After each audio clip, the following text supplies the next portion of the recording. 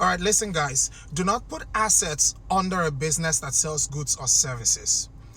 Do not put assets under the name of a business that sells goods or services, because a business that transacts with customers, that sells goods or services, can be sued.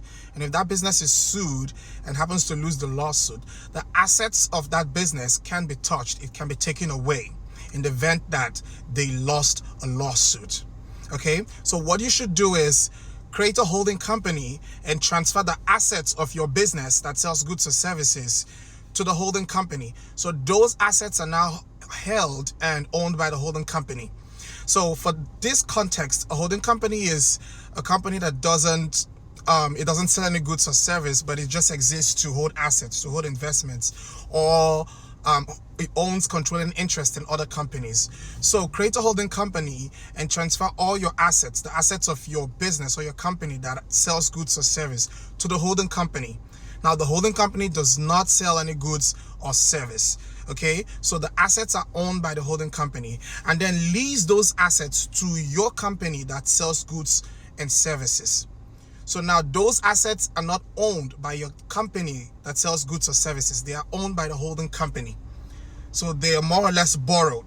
Okay, so in the event of a lawsuit and you lose the lawsuit, your company loses the lawsuit and it's asked to pay, to pay money, to pay for damages or whatever, the assets of that business are protected. They cannot be touched. They cannot be taken away.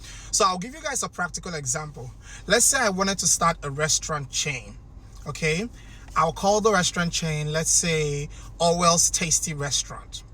Okay, so I have assets. I have warehouses, I have real estate, I have vehicles, I have, delivery vans, I have patents for my recipes, I have trademarks. All those are assets. I have equipment.